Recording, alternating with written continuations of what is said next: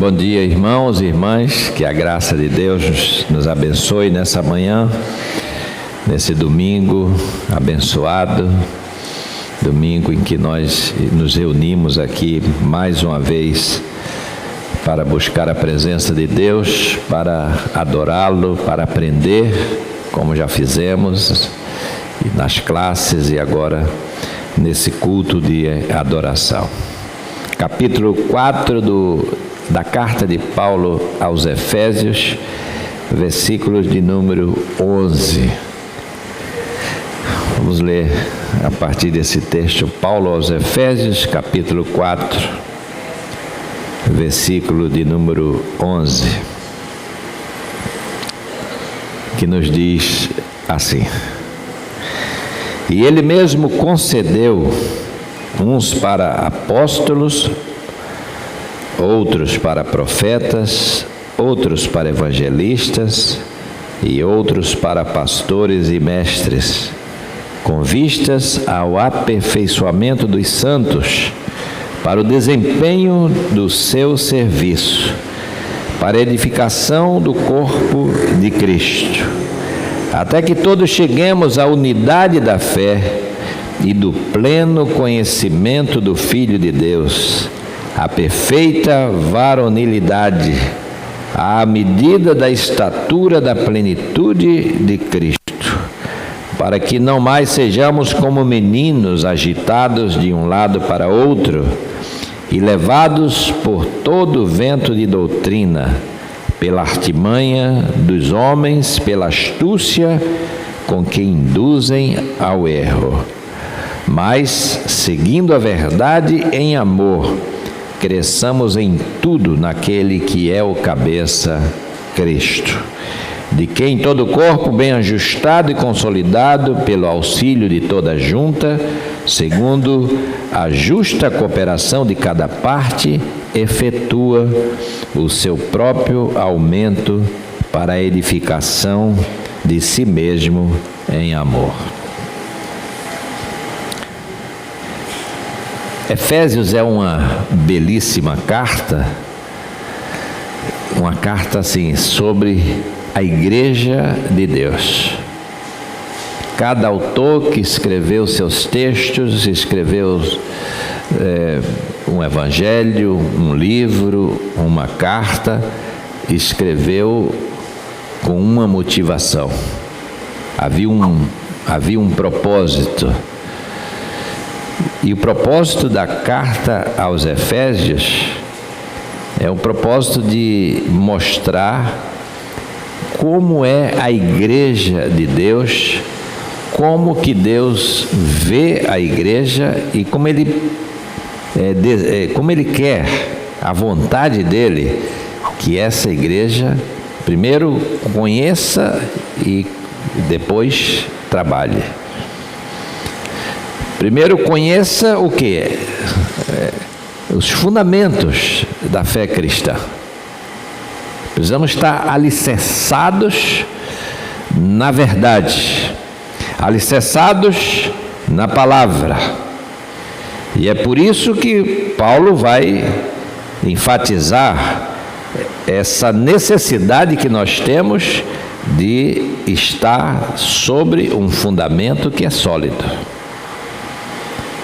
Ele vai dizer no capítulo 2, no versículo 20, que nós estamos edificados sobre o fundamento dos apóstolos e profetas, sendo Ele mesmo, Jesus Cristo, a pedra angular. Isso é uma base, isso é um fundamento, isso é um alicerce. E um alicerce que não cai. Um alicerce forte, um alicerce que não permite que a construção que vai ser feita vai ruir, porque tem base, tem fundamento. Então, se a gente não tem esse fundamento, está tudo perdido. Eu morei numa casa uma vez que a casa começou a rachar daqui e dali, chamei o engenheiro, Ele disse: pastor, não dá, não tem radier. E faz o quê? Você pode fazer um remendo daqui e dali para tapear, mas não vai longe esse negócio, não vai prestar.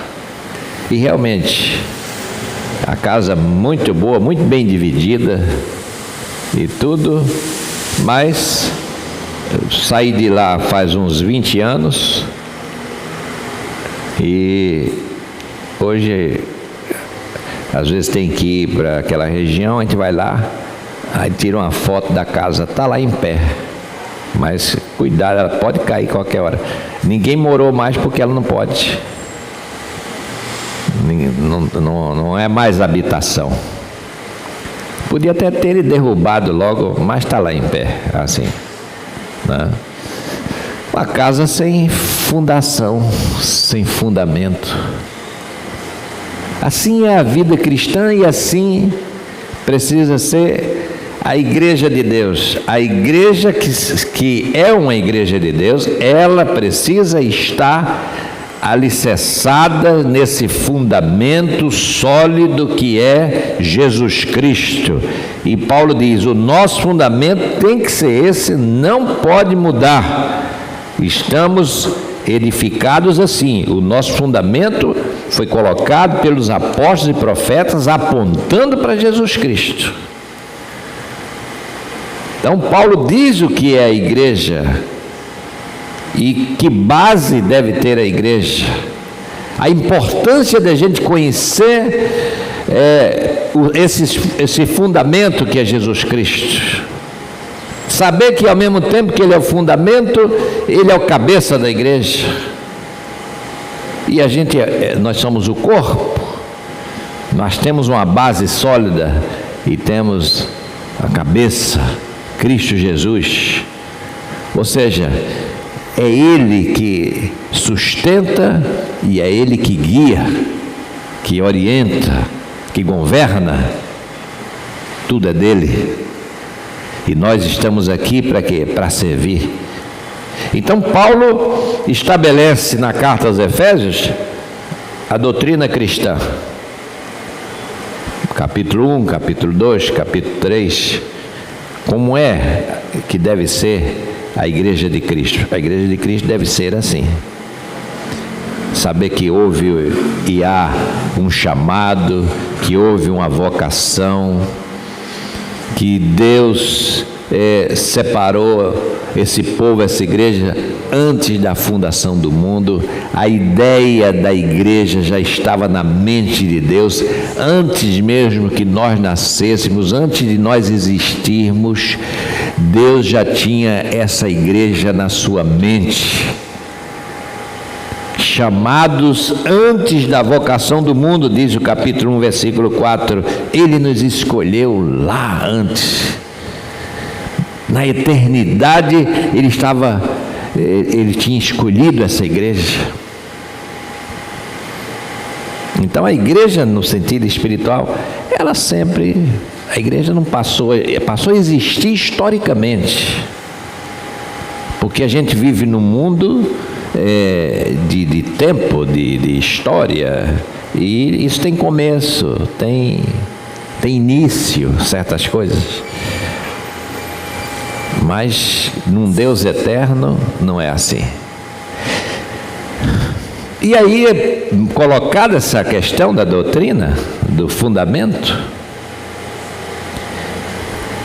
Paulo vai dizer, a partir do capítulo 4, que de posse desse conhecimento, de posse dessa vocação, de posse dessa salvação que Ele nos oferece e Ele nos dá, Ele quer nos fazer conhecer os ministérios e o serviço que estão aí presentes na igreja. Daí ele começar falando, Ele mesmo concedeu. E vai falando dos apóstolos, profetas, evangelistas, pastores e mestres. que eu sempre enfatizo isso nas falas, seja na igreja, seja para curso de pós-graduação, de graduação, pastores e mestres. No grego não são duas funções, é uma função só. Pastores e mestres é assim, ele escolheu esse pessoal para ser apóstolos, para ser evangelistas, para ser profetas, para ser pastores e mestres. Essa dicotomia inventada de pastores e mestres, isso é uma invenção de quem não lê o texto direito, de quem não faz a exegese, a interpretação correta.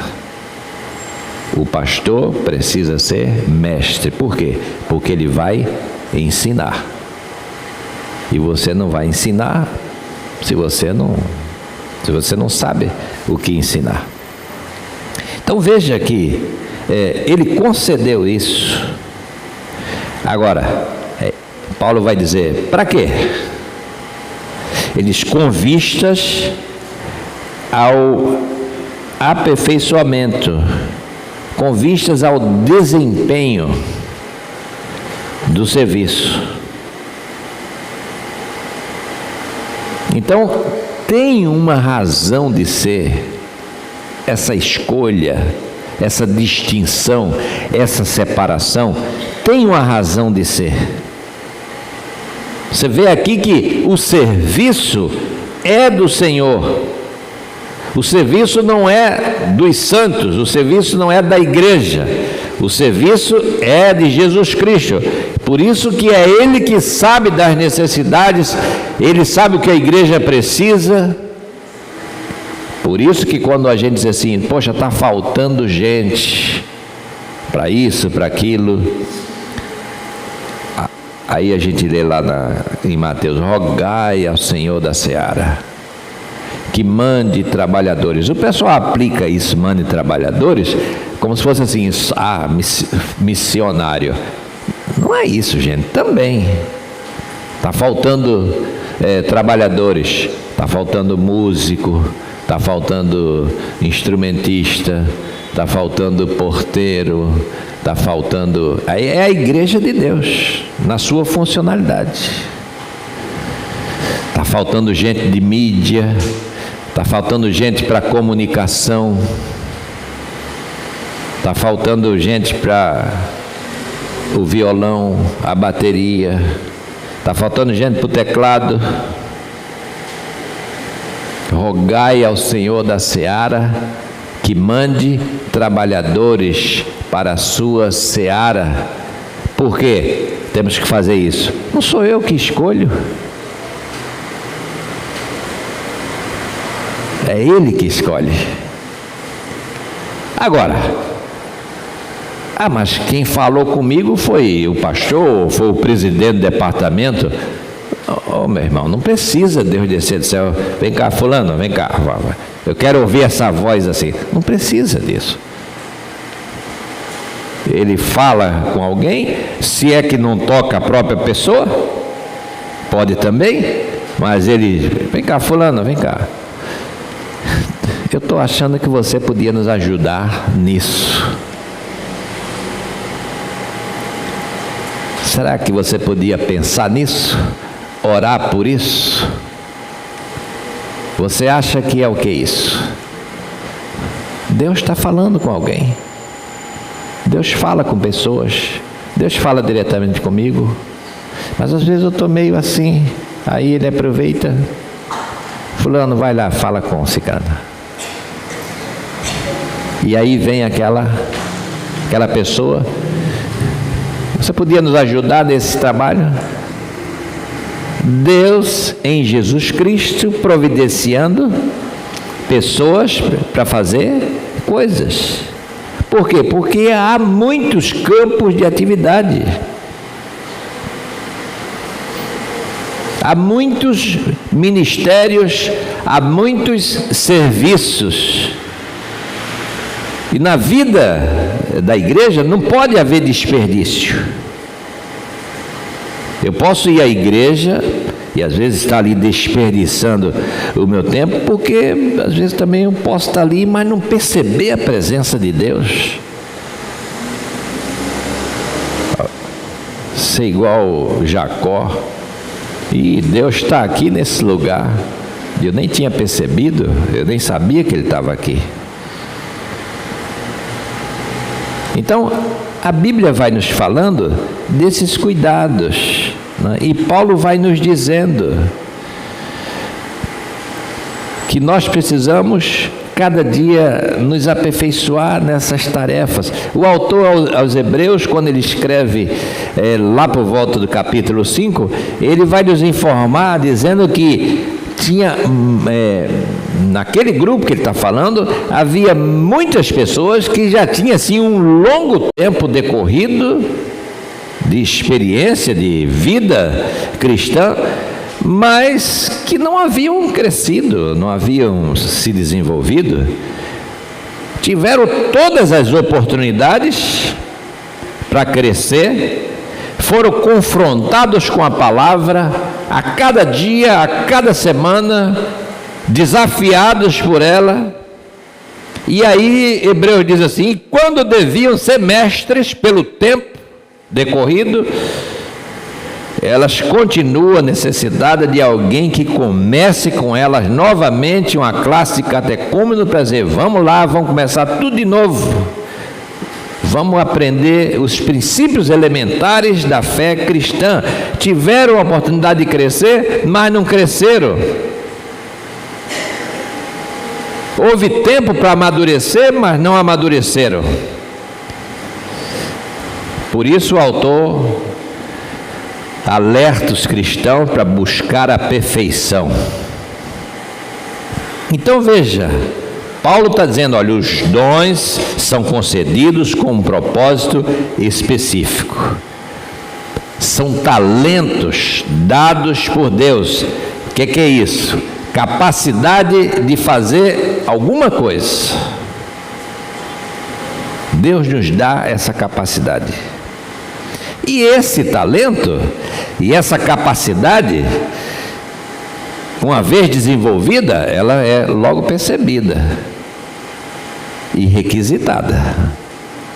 Isso é na igreja, isso é lá fora, isso é na vida profissional. Fulano é bom nisso, então vamos lá. As pessoas se tornam, quando elas se tornam muito boas numa determinada área, elas se tornam uma referência. Sexta-feira passada eu fiz a reunião da diretoria da ASTE, da Associação de Seminários, da qual sou presidente. Eu fiz a reunião, vamos fazer a reunião por Skype.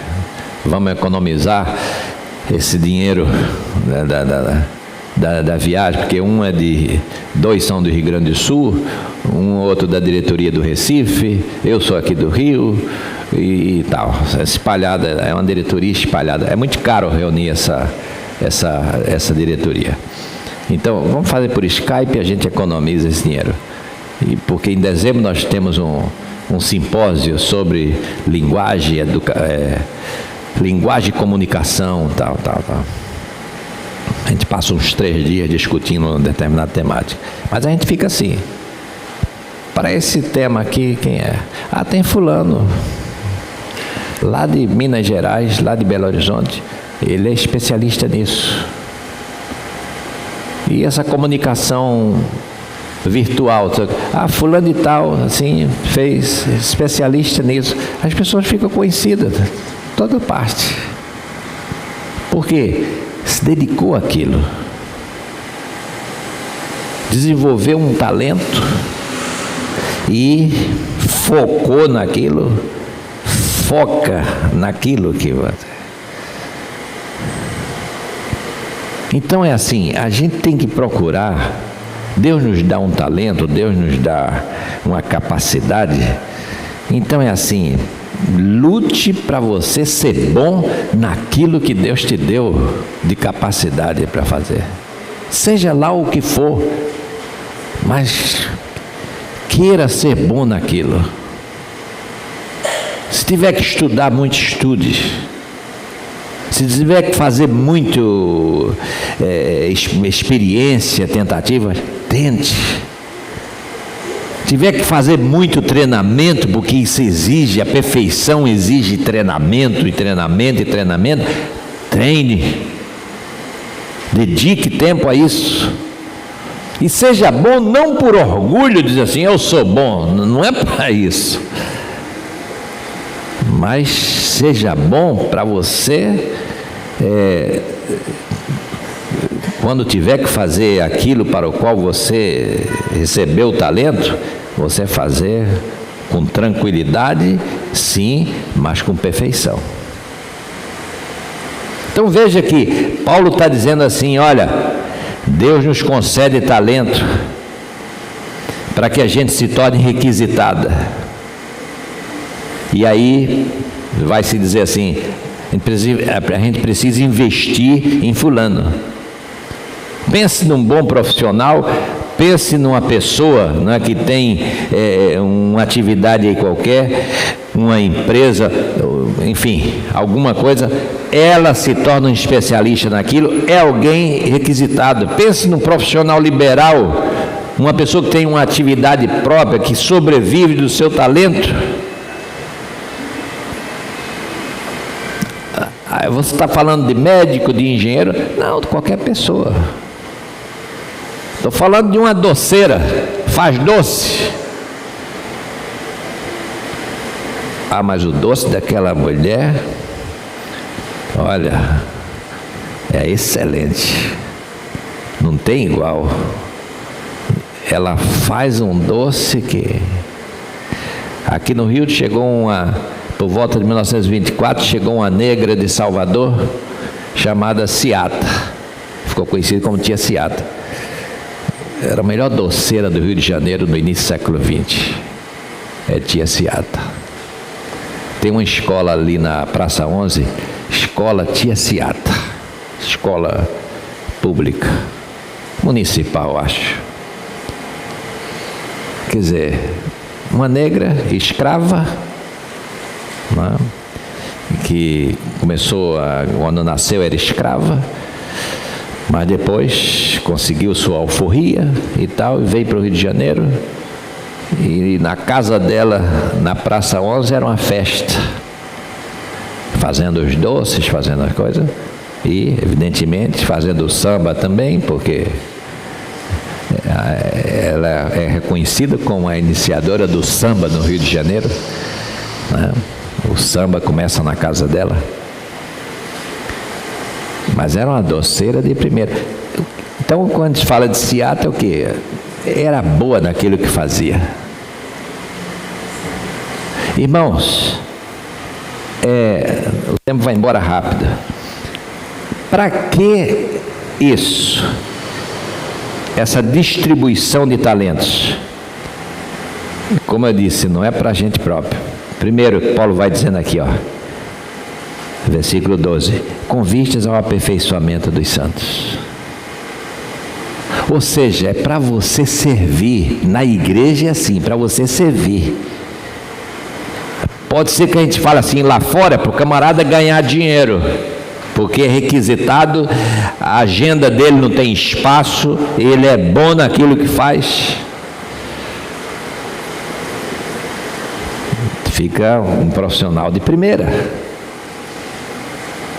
Eu ia numa clínica que tinha 2 cardiologistas. Aí, um cardiologista, aquela fila imensa, na mesma hora, e o outro vazio.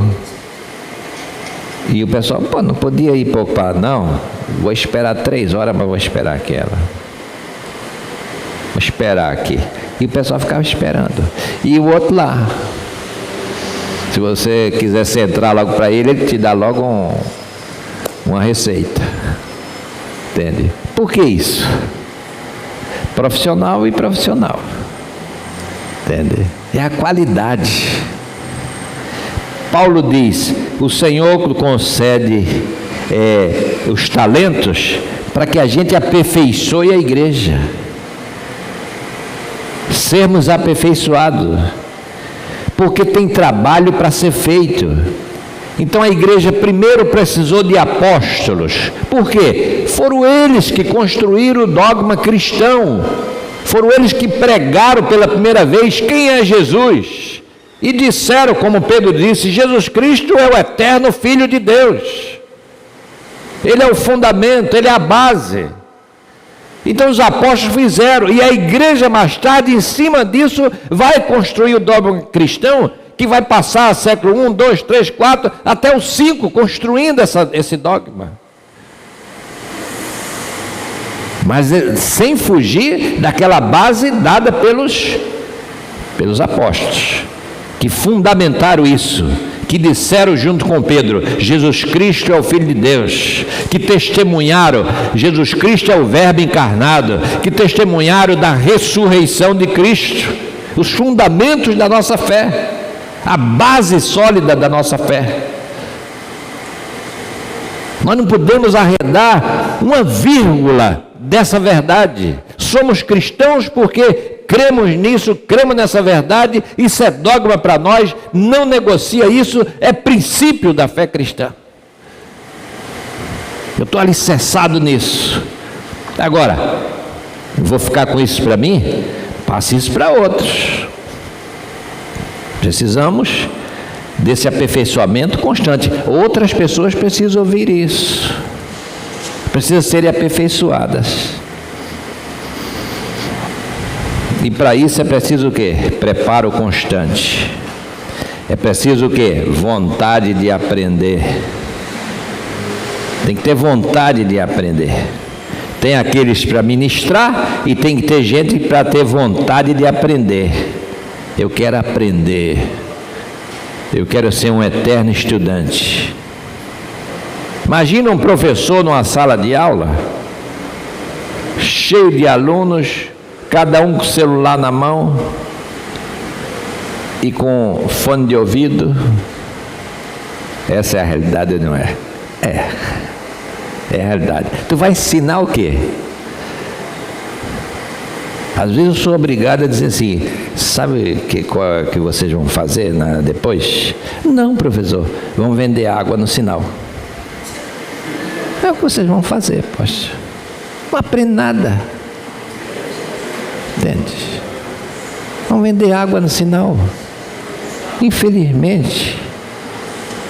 Tem que ter vontade de aprender. Tem uns, não são todos, tem uns que têm vontade de aprender. Tem uns que hoje estão fazendo Enem. Aí, tal, lutando. Esses dias saiu um desses meninos de escola pública, de estadual, que passou naquele concurso do Itamaraty. Gente, aquilo é muito difícil. Concurso do Itamaraty para ser secretário de embaixada. Estudou aonde? Escola pública. Escola pública. Não é impossível. Sai coisa boa? Sai.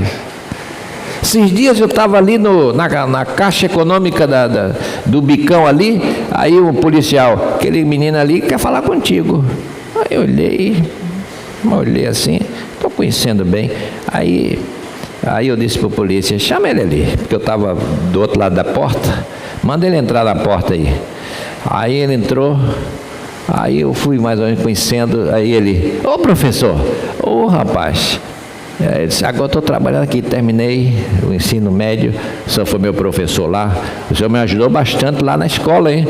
Olha, e aí eu consegui esse emprego aqui agora. Digo: rapaz, que bom, estar trabalhando na Caixa ali. Aí a gente fica assim, né? Nem tudo está perdido.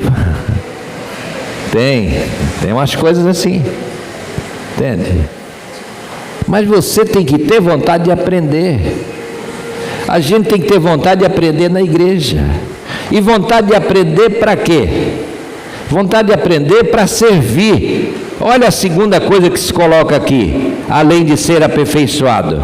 Ele vai dizer aqui, a gente ser aperfeiçoado para quê? Para desempenhar, metade do versículo 12, para desempenhar o serviço, para o desempenho do seu serviço. É a segunda coisa que o texto coloca. A gente aprende para desempenhar um serviço. Ou seja, Deus quer me usar, mas Ele quer me usar fazendo a coisa de uma forma bem feita, de uma forma correta, uma forma assim de, poxa, fulano se dedica, fulano faz com muito amor, com muito carinho, com muita capacidade também, o serviço que foi dado para ela fazer. Todas as áreas de conhecimento têm isso, tem a teoria e a prática. A gente precisa da prática, mas a prática precisa de uma boa formação para que eu venha desempenhar bem esse serviço. Então eu preciso colocar aquela aprendizagem na vivência, não é? Ir desempenhando aquele trabalho. Eu preciso investir na minha formação. Eu preciso, se eu sou um profissional, eu preciso fazer o quê? Eu preciso participar de congressos, eu preciso ir a seminários da minha área, eu preciso adquirir textos, que as ciências são assim, as ciências mudam, avançam, progridem, e aí você não pode ficar parado. Imagina o profissional que ficou parado. Imagina o pastor que saiu do seminário há 30 anos e não comprou mais um livro. Mas eu leio a Bíblia. Conversa. A gente precisa de formação. A gente precisa de participar, ouvir outros. Deus está falando por meio daqui e dali, e a gente precisa dessa formação continuada, vamos dizer assim. Por quê? Porque a vida não pode esperar. Quem ficou parado, ficou para trás e perdeu o bonde da história. As coisas passaram, a vida passou e ele ficou lá, parado. Para desempenho do serviço, é preciso ter sido um bom aluno e depois ter continuado nos estudos. Por quê? Porque a gente nunca deixa de aprender. A gente passa a vida aprendendo. E a terceira coisa, que o nosso tempo está indo embora, esse aperfeiçoamento e esse bom desempenho de serviço é para quê? Para a edificação da igreja de Cristo. Finalzinho do versículo 12. E a igreja vai ser bem edificada como? Pelo desempenho do trabalho de cada um. Você trabalha aqui, ou a igreja coloca você em determinada função, você vai trabalhar, meu amado, não é para a liderança da igreja, você não vai trabalhar para o pastor da igreja, você não vai trabalhar para a união feminina, para a união de homens, para não sei o quê. Se você está na casa de Deus, na igreja de Deus, o bom desempenho, o bom trabalho que você vai fazer é um serviço que é prestado ao Senhor Jesus Cristo.